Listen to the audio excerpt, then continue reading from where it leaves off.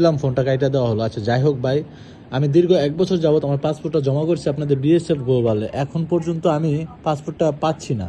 আসলে সমস্যাটা কোথায় ভাই, জানতে পারি? ওকে স্যার, সেক্ষেত্রে আপনি আপনার সকল ডকুমেন্ট সাবমিশন করেছেন, কিন্তু এখন পর্যন্ত আপডেট পাননি, তাই তো? জি, স্টিল আন্ডার প্রসেসিং ভাই। ওকে স্যার, সেক্ষেত্রে স্টিল আন্ডার প্রসেসিং অবস্থায় কি আপনাকে ইতালি এম্বাসি নিকট শো করছে? কাইন্ডলি জানাবেন। ইটালি অ্যাম্বাসিতে তো শো করছি ভাই। ওকে স্যার, সেক্ষেত্রে স্যার আপনাকে এই মুহূর্তে তাহলে জানাতে হচ্ছে, যেহেতু স্টিল আন্ডার প্রসেসিং অবস্থায় ইতালি এম্বাসি নিকট শো করছে, সেক্ষেত্রে স্যার আপনার সকল ডকুমেন্ট ইতালি এম্বাসি নিকটে রয়েছে স্যার এই মুহূর্তে। পরবর্তীতে যখন সকল ডকুমেন্ট আপনার রেডি ফর কালেকশন হয়ে আমাদের সেন্টারের নিকটে এসে পৌঁছে যাবে, আপনাকে অবশ্যই মেইলের মাধ্যমে রেডি ফর কালেকশন মেইলটি জানিয়ে ওকে, দেওয়া হবে। এখন আমার একটা কোয়েশ্চেন হলো কি ভাই জানেন, আমার কোয়েশ্চেন হলো ভাই, আমি দীর্ঘ 1 বছর অন্য দেশ থেকে আইসে এখনো দেশে বসে আছি। আপনারা যখন আমার পাসপোর্টটা জমা নিছেন তখন এই বিএসএফ গোলবার কি মানে ওনাদের কি চেক ইন করার সিস্টেমটা ছিল না?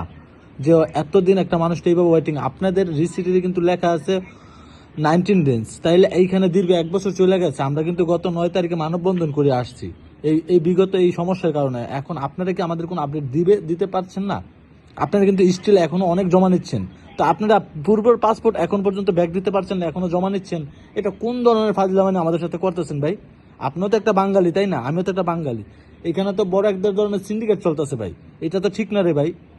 শোনেন, মানুষের যখন দেয়ালে ফিরতে যায় তখন কিন্তু মানুষ সবকিছু করতে পারে।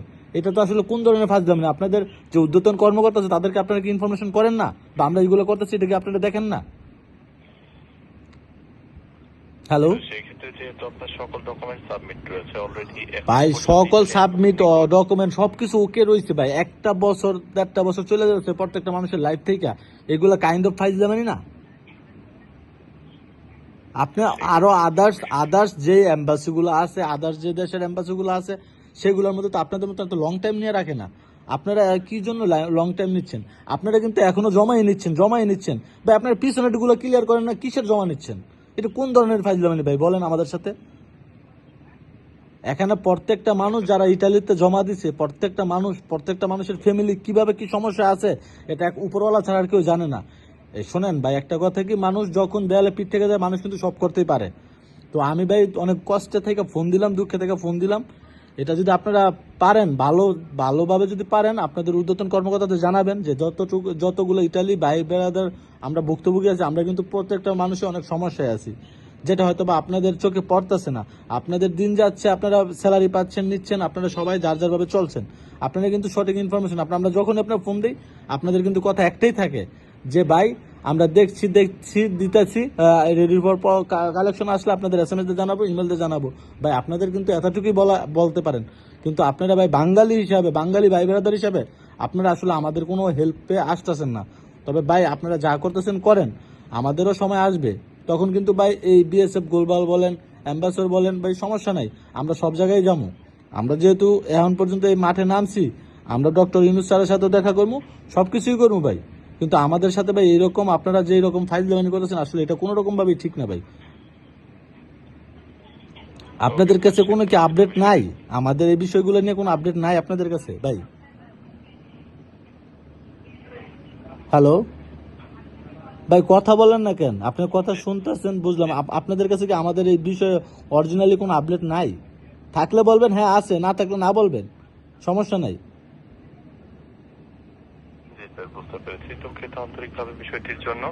সেক্ষেত্রে স্যার আপনি কাইন্ডলি অপেক্ষা করবেন স্যার। আপনি কাইন্ডলি স্যার যেহেতু অলরেডি সকল ডকুমেন্ট সাবমিট করে ফেলেছেন, সেক্ষেত্রে পরবর্তীতে অবশ্যই আপনার সকল ডকুমেন্ট রেডি ফর কালেকশনে আপনার কাছে চলে আসবে স্যার। সেক্ষেত্রে কাইন্ডলি সময় দিয়ে একটু সহযোগিতা করবেন। আচ্ছা ভাই, আপনি আপনি আমার দিকে আমার জায়গায় আপনি মনে করেন 1 বছর চলে গেছে আমার লাইফ থেকে, আমি অন্য দেশ থেকে আসছি, আপনি কি এই জায়গাটা মেনে নেবেন? আপনি নিজেই বলেন, আপনি কি মেনে নেবেন? সেক্ষেত্রে দুঃখিত। সেক্ষেত্রে স্যার আপনি যেহেতু সকল ডকুমেন্ট সাবমিট করেছেন স্যার, সেক্ষেত্রে এই মুহূর্তে স্যার সকল ডকুমেন্ট যেহেতু সাবমিট রয়েছে স্যার, সেক্ষেত্রে স্যার আপনাকে কাইন্ডলি এই মুহূর্তে সময় নিয়ে অপেক্ষা করতে হচ্ছে। সেটা তো ভাই বুঝলাম, আপনি তো এই পর্যন্ত আমার সাথে কথা বলেন, আপনি এই কথাটাই বলেন। এটা কি আপনাদের মুখস্থ করা কথা নাকি আপনাদের এটা শিখিয়ে দেওয়া কথা? আপনারা এই ছাড়া তো এই ব্যতীত তো কোনো কথাই বললেন না। সেক্ষেত্রে এই ব্যতীত স্যার আপনার যেহেতু ডকুমেন্ট অলরেডি সাবমিট রয়েছে স্যার, সেক্ষেত্রে এক্সটার্নাল কোন প্রকার ইনফরমেশন শেয়ার করা পসিবল হচ্ছে না স্যার। সেক্ষেত্রে অবশ্যই আপনাকে সময় নিয়ে ওয়েট করতে হবে। আচ্ছা ভাই, আমি সবকিছু মানলাম, জাস্ট আপনার কাছে একটা ইনফরমেশন আমি চাচ্ছি ছোট ভাই হিসাবে, সেটা হচ্ছে আমরা যে গত 9 তারিখে যে মানববন্ধনটা আমরা করলাম সবাই, এরপরে আপনাদের প্রক্রিয়াতে কি আসলো সেটা কি আমাদের একটু জানাতে পারবেন? না এটা পারবেন না যে আমাদেরকে পাসপোর্ট ডেলিভারি, এই যে ওয়ার্ক পারমিট বিষয় তো একটা ডেলিভারি হচ্ছে না, সেই ফ্যামিলি বিষয় হচ্ছে ভাই, কেন ভাই? আমরা কি দোষ করছি ভাই? আমরা তো আপনাদের বিএসএফ গোলবালের যে ফি দিয়ে জমা দিছি, তা আমাদের কি দায়িত্ব আপনাদের নাই? ফ্যামিলি বিষয়টা যে ফি দিয়ে জমা দিচ্ছেন, আমাদেরটা কিন্তু সেই ফি নিয়ে জমা নিছেন, তাহলে আমাদেরটার কি কোনো দায়িত্ব দায়বদ্ধ আপনাদের উপরে নাই? স্যার বিষয়টির জন্য সেক্ষেত্রে স্যার আপনি যদি চান স্যার, আপনি একটিবার সরাসরি আমাদের যে দূতাবাসটি রয়েছে সেখানে কন্ট্যাক্ট করে আপনি কথা না বলতে ভাই, আর ভাই এখন আমি না, এমন আমার হাজার হাজার আমার সহযোদ্ধা ভাইয়েরা গেছে, এই ইনফরমেশনে শুধু এইগুলোই বলে ভাই, আর কোনো কিছুই বলে না, বুঝছেন? এই আপনার মতন এই কথা বলে মুখস্থ বিদ্যা আর কি। যাই হোক, আপনারা যা শুরু করছেন করেন, সমস্যা নাই। ইনশাল্লাহ আপনাদের সাথে আমাদের আগামী মাসে দেখা হবে ইনশাল্লাহ। ইনশাল্লাহ আপনাদের সাথে আগামী মাসে আমাদের দেখা হবে ভাই। আপনি আমার কথাটা রেকর্ডিং করে রাখতে পারেন, যাই করতে পারেন করেন ভাই। আমি একজন ভুক্তভোগী, আমার পাসপোর্ট নিয়ে আটকা রয়েছেন, আমি একটা রেমিডিয়ান যোদ্ধা, আমার একটা রেমিডিয়ান যোদ্ধা, আমার সম্পূর্ণ ফ্যামিলি আমার উপরে ডিপেন্ড করে। ঠিক আছে ভাই, আমাদের দেয়ালে পিঠ থেকে গেছে, অবশ্যই আমরা আসবো এবং সম্পূর্ণ ডকুমেন্ট নিয়ে আসবো ইনশাল্লাহ। আপনারা আপনাদের ঊর্ধ্বতন কর্মকর্তাদের জানিয়ে দেন যে এক প্রবাসী ভাই আইসা আমার এই কথা বলছে, যে প্রবাসী ভাই পারলে যদি আপনার যদি মনে হয় যে এক ছোট ভাই আপনারা ফোন দিছে, পারলে আপনার ঊর্ধ্বতন কর্মকর্তাদের আপনারা জানিয়ে দেন যে এই নাম্বার থেকে ফোন দিয়ে আমাদের এক ভাই প্রবাসী ভাই